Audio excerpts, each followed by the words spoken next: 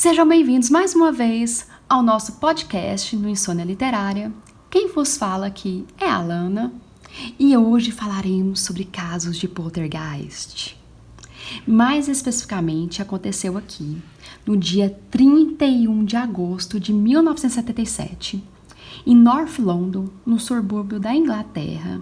Sim, gente, país de nosso querido Henry Cavill, onde começou a acontecer coisas estranhas. Mais especificamente na 289 Green Street, com a família Hodgson. A família Hodgson, gente, era composto da Peggy Hodgson, que é a mãe, e mais seus filhos, Margaret, 13 anos, Jenny, de 11 anos, Johnny, de 10 anos, e Billy, de 7 anos. Gente, uma família grande para uma pequena mãe, uma única mãe cuidar, já que eles eram separados. E tudo começou com as irmãs Margaret e Janet escutando as gavetas de sua cômoda fechando, abrindo e fechando. A mãe, diante daquela bagunça, foi até o quarto para brigar com elas, porque ela não estava entendendo que bagunça era aquela. Só porque aí, simplesmente, a cômoda arrastou em direção da mãe. A mãe ficou besta, né? Ela empurrou no mesmo local e começou a ficar com medo. Logo após esses eventos aí, todo mundo ficou acordado, porque ninguém mais conseguiu dormir. Tava todo mundo lá na sala. Por quê, gente? Não bastava isso aí, que já era de bom tom, já era de bom tamanho, para todo mundo ficar assustado. A noite inteirinha começou a fazer barulho.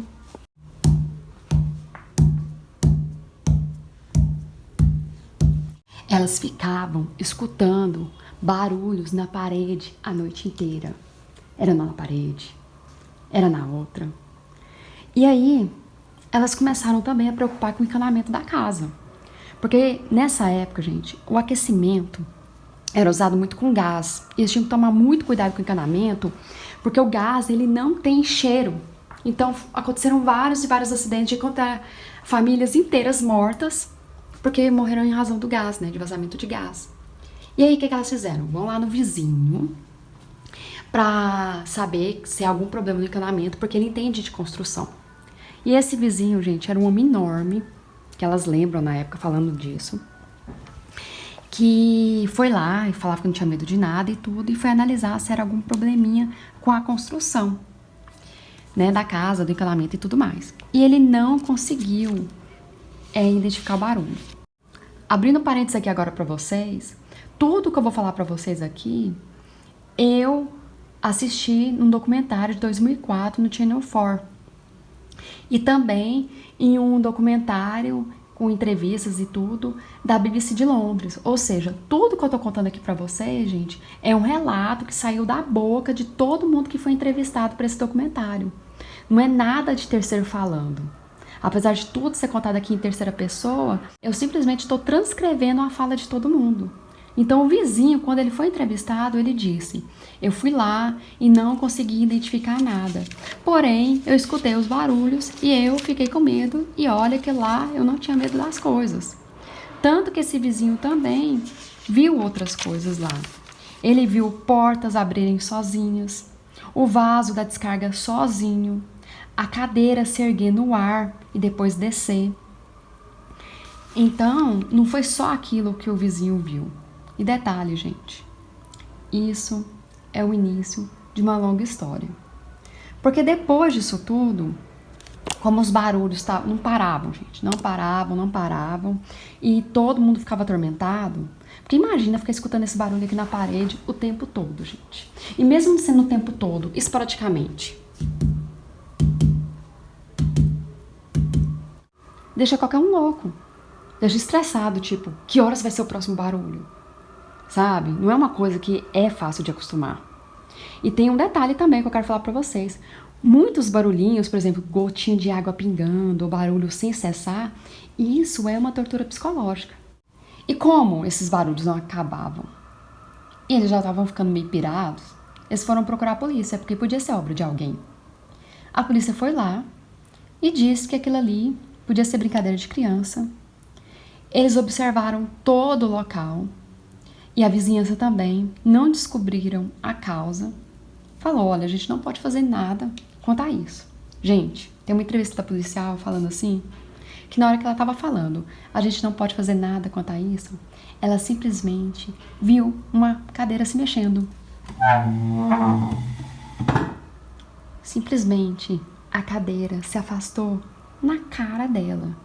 Ela ficou boquiaberta, parada, e só falou assim, olha, a gente não pode fazer nada, a polícia não cuida disso. E ela também não achou nenhuma explicação. Por quê?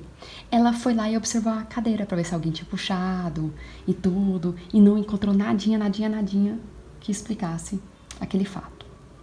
Como o vizinho não encontrou explicação, a polícia também não, o que a família fez, gente? Ligou para o jornal, a Daily Mirror da Inglaterra, para os repórteres irem lá no local e tentar encontrar uma explicação.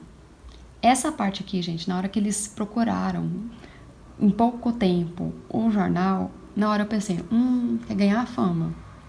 Então isso aqui é uma coisa assim que me deixou bem de olho aberto, com a pulguinha atrás da orelha, porque a gente normal, né, vamos falar assim, o pessoal mediano, pensar o quê? Não vou contar isso pra vizinho, não vou contar isso pro jornal, porque depois todo mundo chamou de louco. Mas eu não sei, vamos não julgar, né, gente? Eu não sei o nível de tensão, não sei o nível que a pessoa tava pirando lá na casa pra ter que pedir ajuda ao jornal pra falar, gente, me ajuda que senão eu vou ficar louca e eu não vou mudar de casa. Lógico que a casa encheu de repórteres. E um repórter entrevistado disse que eles foram lá, foi ele e o amigo dele lá, né, o assistente. E não aconteceu nada, eles estavam lá super frustrados, falando, gente, desculpa, a gente vai embora agora. Quando eles chegaram no carro, a mãe ou a filha chegou lá na porta e falou, corre aqui que começou. E quando eles entraram na casa, eles viram um monte de pecinhas de Lego, gente, voando, sem parar. Bateu até uma na sobrancelha do repórter. E eles começaram a tentar tirar um monte de foto, tirou uma foto atrás da outra. Mas nenhuma foto ficou boa, porque a velocidade era muito grande. Aí eles falaram assim que foi muito frustrante naquela primeira noite eles não conseguirem registrar nada.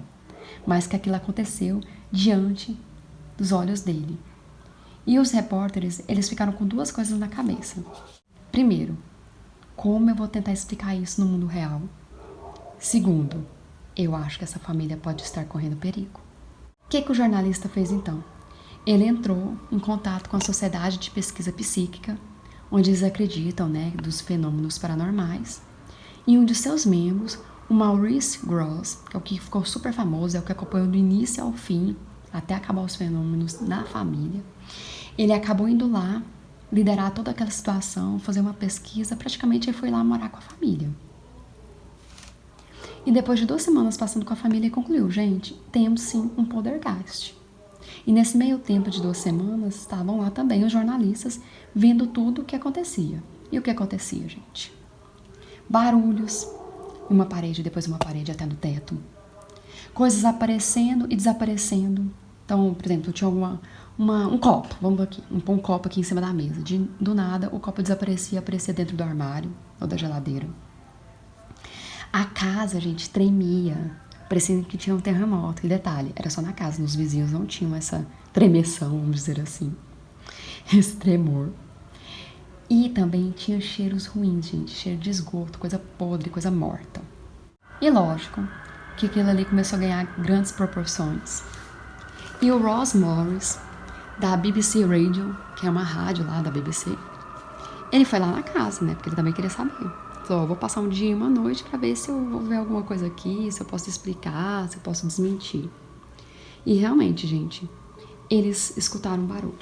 Estava ele lá na sala, conversando com a mãe, e o Dr. Grosse, né, o Maurice Grosse. No meio da conversa, de repente, eles escutaram um barulho. E esse barulho vinha do andar de cima. Todo mundo foi lá, começou a subir a escada para saber o que estava acontecendo. E quando chegaram no quarto, tinha uma cadeira deitada no chão, caída no chão. As 2 crianças não tinham acordado, elas estavam dormindo profundamente. E aquela coisa, né? Será que foi a criança ou não que derrubou a cadeira? Se aquilo aconteceu mesmo? E lógico que teremos os céticos para tentar dar uma explicação para aquilo tudo. E eles alegavam o quê? Que são brincadeiras de criança. São crianças querendo atenção. Sendo que a maior parte dos eventos acontecia quando a Janet e a Margaret estavam juntas. Então eles concluíram que essas crianças aqui estão querendo ganhar a atenção da mídia e tudo mais, e tá fazendo todo mundo de bobo, e os bobos estão acreditando. Em outubro, os eventos começaram a ficar mais intensos. Para vocês terem noção, tinha uma cama que ficava bem em frente de uma lareira. Então essa cama ela ficava encostada nessa lareira, tampava uma boa parte dela, e essa lareira era uma lareira velha, não tinha troco para queimar, nem nada, era uma coisa assim, sem uso.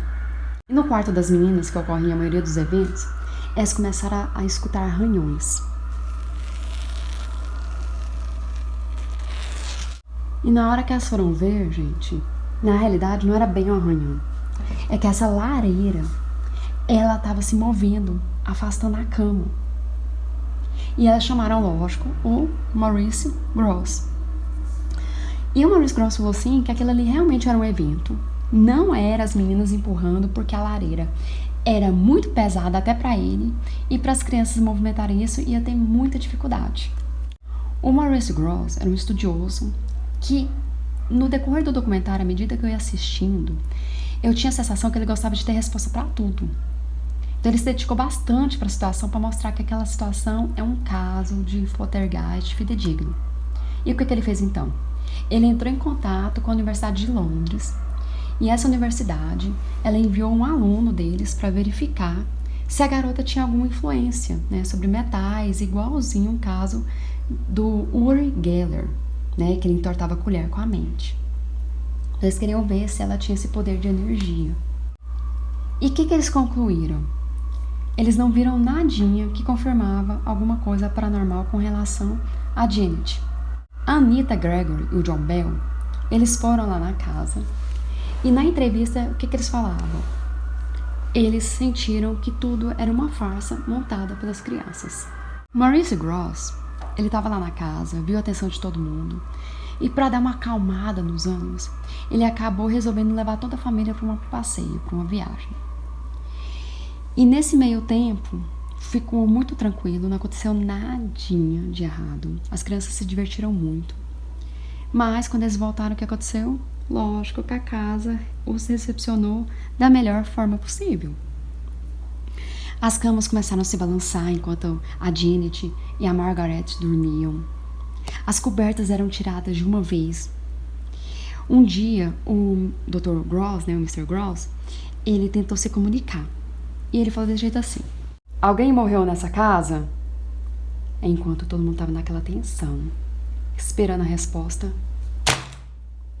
uma caixa foi jogada em sua direção. Ou seja, não sei. Eu não sei se isso é um sim ou não, só sei que o negócio estava pegando fogo. Por mais que o pessoal da Universidade de Londres falava que era tudo uma farsa, eles continuaram lá durante um longo tempo. E à medida que tudo ia acontecendo, eles explicavam que eles não podiam acreditar em tudo que via. E eles relembraram de outros casos que eles consideram uma grande farsa, como MTV e o caso da Tina, em 1984, que é uma adolescente de Columbus, Ohio, que inventou vários fenômenos paranormais e que foram gravados e depois todos desmentidos. No final, gente, da estadia deles lá na casa, eles falaram que alguns fenômenos não tinham como ser explicados, porque eles gostavam de falar assim: aconteceu isso, é por causa disso. Então eles falaram: olha, alguns fenômenos não podiam ser explicados e outros sim. Outros, mais uma vez eles falam, são apenas crianças que estavam pregando peças neles. Que eles descobriram isso várias vezes, falavam para as crianças que sabiam, as crianças apenas davam aquela olhadinha para eles, ninguém falava nada e vida que segue. Tanto que o Maurice Gross foi confrontado com isso, porque os estudiosos da Universidade de Londres têm um peso na opinião deles. E o Maurice Gross falava: olha, é um fenômeno poltergeist, sim. Porém, eu não sou besta. Eu sei que tem algumas coisas aqui que foram as crianças. Entendeu? Tem alguns fenômenos que foram as crianças e tem outros que não. E eu sei diferenciar um do outro. Tanto que ele cita um exemplo. Ele fala um dia que estava lá na sala, e aí as duas meninas, a Margaret e a Janet, descem e falam: olha, a gente encontrou uma cadeira caída no nosso quarto, vem aqui ver, vem aqui ver. Subiram, ele subiu, porém, o gravador dele, gente, o seu melhor amigo da época, o gravador estava ligado lá no quarto das meninas, entendeu? Ele não ligava o gravador somente quando tava, aconteceu um barulho, deixa eu gravar. Não, ele deixava muitas vezes gravado em lugares que as crianças não sabiam. Então, o gravador vivia escondido na casa. E aí, o que ele fez? Ele chegou, viu aquela situação, viu a cadeirinha caída e simplesmente pegou o gravador. Rebobinou a fita e escutou as meninas planejando. Vamos fazer alguma coisa, sei lá, aquela coisa todinha, sabe? E aí, foi isso. Ele dava conta de diferenciar. Na entrevista com a Janet adulta, ela fala que o Mr. Gross sabia o que era brincadeira ou não, mas que as brincadeiras dela eram bobas, né? Eram fáceis de ser descobertas. Então ela mesma admitiu, gente, aquilo ali tudo não era verdade, mas que é boa parte verdade, é assim. Voltando à história, os meses foram passando e uns 3 meses depois, a Janet, ela começou a desenhar umas coisas muito estranhas, que não era da rotina dela. E o pior, ela começou a mudar de comportamento. E ficava parecendo que ela estava sendo possuída. Porque às vezes ela exprimia ter muita raiva, ela gritava como uma louca. Ela ficava em posições extremamente estranhas. Pra vocês terem noção, o tio dela, tem uma foto do tio dela, encontrando ela deitada em cima de um rádio, uma coisa estranha lá no quarto dela, uma posição assim, ilógica, da perna pra cima, uma mão pra baixo. Não, é uma coisa ilógica, não sabe como é que ela conseguiu posicionar daquele jeito em cima de um objeto pequeno. E também temos a famosa foto dela pulando da cama. Pra vocês terem noção, é só digitar fantasmas em Enfield que vocês vão ser mergulhados no mundo de foto desse assunto aqui. Vocês vão ver um monte de fotos. Então vocês vão conhecer o rostinho de cada um, o rostinho das crianças, as fotos estranhas e tudo mais. Essa foto da menina pulando na cama, voando em cima da cama, é a que mais traz repercussão. Porque você vendo a foto, o que a gente vai pensar? Que a menina está pulando da cama. E quando a gente vê a sequência de fotos, né, dela ainda pulando da cama até o chão, aí a gente vai ter mais certeza que é um belo de um pulo. Muitas pessoas falam assim, não, é verdade, porque olha o tamanho do pulo da menina. Porém, no documentário fala, os céticos, né, confirmam que aquilo ali é uma mentira, porque a menina, todo mundo sabe que a menina era atlética, então ela é capaz, assim, de dar um super pulo. Mas, aquela coisa, né, um Maurice Gross e ela fala que não. Inclusive, grande, ela falava que aquilo realmente aconteceu. A Sociedade de Pesquisas Psíquicas, do qual Maurice Gross faz parte, sempre dando assessoria para ele, foi lá para hipnotizar, depois desse episódio. E aí, o rapaz que faz a hipnotização, né, que hipnotiza as pessoas, pergunta pra Janet, né, que estão hipnotizando a Janet: quem está fazendo tudo isso? E a menina responde: eu e minha irmã. E depois de um tempinho, eu não sei o que é isto. O que a gente vê aí? Que ela admite que ela e a irmã estão fazendo algumas brincadeiras, mas também, no momento que ela fala, eu não sei o que é isto, tem alguma coisa, né? Tem um terceiro estranho aí brincando com todo mundo. Sobre ser jogada na cama, eles fizeram uma pergunta também com relação a isso, e ela responde que eram mãos geladas que a agarravam e a jogavam. A pessoa que estava conduzindo todo o experimento concluiu que existia, sim, algo paranormal.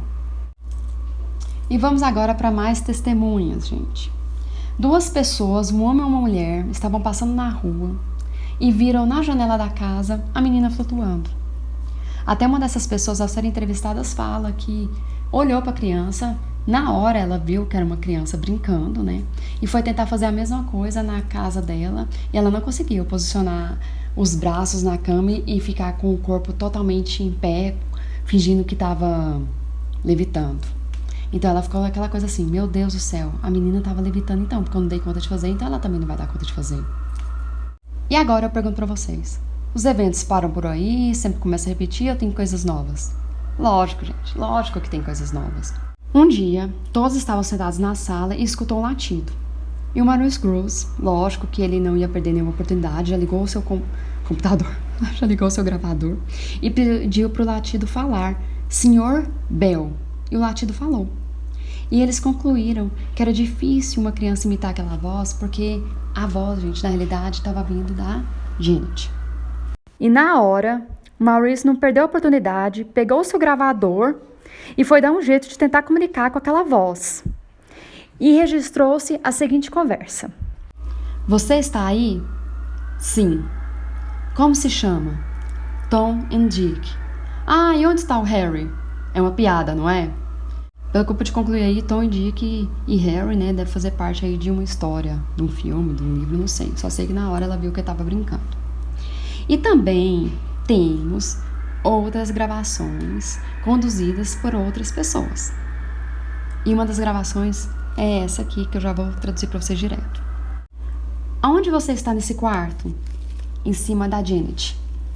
Por que você dorme em cima da Janet? Ela é minha cama. Por que a Janet não sente você? Eu sou invisível. Por que você é invisível? Aí ele soletra. Fantasma.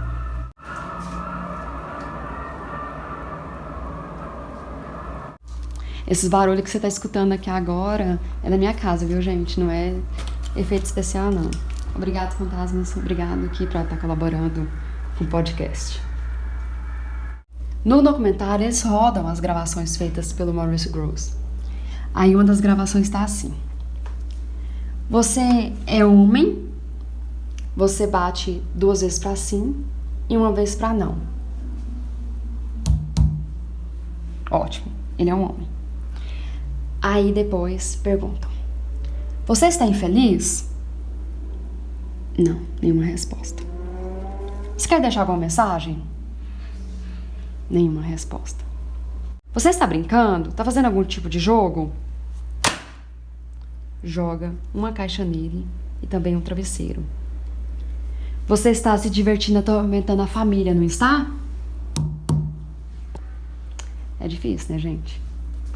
Eu só sei que já na primeira gravação, lembra aquela gravação que foi feita com a Rosaline e o doutor não, né, gente? Mr. Grosse. Eles concluíram o quê? Que a voz vem da menina, e a menina negou isso várias e várias vezes. Porque a voz, ela tinha uma vibração feminina. A Janet adulta, ela fala que não. Que a voz não vinha dela, que a voz vinha atrás dela e que ela não estava fingindo. Então, o que eles fizeram? Os dois, a Rosaline e o Sr. Grosse. Eles encheram a boca da menina de água, tamparam a boca dela de fita adesiva, e pediu pra ela falar, aliás, gente. E começou a conversar com o espírito e receberam do mesmo jeito as respostas. Lógico que aquilo surpreendeu o Sr. Grosse e a Rosaline. E os dois começaram a analisar. Tem um local, gente, exatinho do nosso corpo humano que sai a voz, que é responsável pela produção de voz. Mas eles falaram lá que tem um local falso de voz, que é um lugar que você pode produzir a voz quando aquele lugar lá não tá funcionando, gente.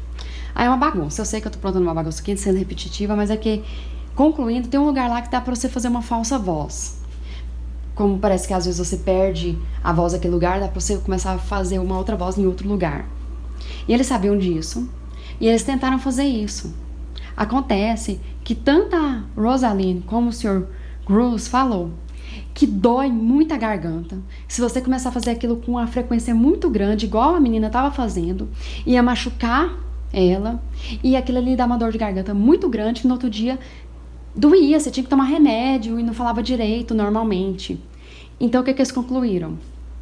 Que a menina não estava falando, porque senão a menina não aguentaria nem falar normalmente como ela fazia nos outros dias. Para os céticos, os outros jornalistas que entrevistaram eles falavam o quê na entrevista lá do documentário? Que ela era uma boa ventríloca. Tanto que se a gente encontrar aí, ó, se vocês forem agora não, né, depois do vídeo aqui, do YouTube e ver as entrevistas dela, tem uma entrevista super antiga, preto e branco dela, onde ela fala, né, ela tá lá falando, de repente aparece essa voz respondendo, e o jornalista fala, gente, presta Presta atenção aí, ó. Presta atenção aí. Olha que os dentes dela sempre estão à mostra, os lábios sempre estão abertos, como se ela estivesse sorrindo. Aí a voz fala. Aí parece que vinha da laringe ou abaixo da laringe. Só sei que é ela falando. Né? Não sei. Eu só sei que a primeira vez, quando eu ouvi sobre essa história, lógico, eu corri no Google para procurar, né, um pouquinho mais, porque eu adoro esse tipo de assunto. E essa entrevista que eu tô relatando para vocês, tem uma parte que o jornalista perguntou assim pra menina: como é ser assombrado? E a menina fala assim: não sou. Aí a irmã fala pra ela assim na hora: cala a boca. Aí a Janet dá aquela risadinha assim e tipo que fala assim: não me sinto assombrada. Entendeu? Eu não me sinto assombrada. Sabe, tentando explicar por que ela falou que não sou. Nossa, gente, na hora que eu vi aquela entrevista, tipo, perdeu toda a credibilidade de falar se aquilo era verdadeiro ou não. Pra mim, né? E pra deixar a gente ainda mais com o pulga atrás da orelha, as entrevistas, gente, que fizeram com a Janet, foi mais de 3 horas de conversa. E ela usando aquela voz estranha, respondendo. E aí que a Rosaline e o Mr. Bruce falavam: é impossível, ela tá fingindo, gente. 3 horas conversando daquele jeito, ela estaria detonada depois. No fim, o espírito se autodenominava Bill. Ele ficava com raiva, xingava. Até que o Richard Groves, o filho, nosso amigo aí, ele ficou bastante interessado, com o pai dele que ficava contando o tempo todo o que acontecia. E ele foi lá dar uma olhadinha no ambiente. E simplesmente, um dia ele estava entrando, ele viu uma fresta da porta do quarto das meninas e ficou olhando aquela fresta, pensando, né? Acho que eu vou escutar alguma coisa aqui, vamos ver. De repente, parece que a voz estava até adivinhando o que ele estava pensando. A voz gritou: fecha a porta! Com bastante raiva. O Richard, o filho do Maurice, ele também participou das perguntas.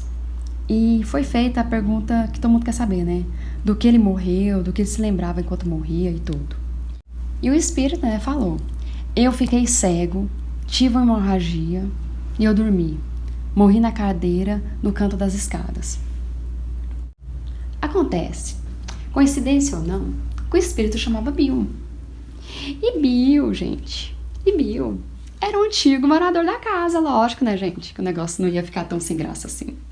O que eles fizeram então? Vamos conversar então com o filho do Bill. Foram lá e conversou com o Bill e falou: olha, me fala como é que seu pai morreu? E o filho falou: olha, meu pai morreu.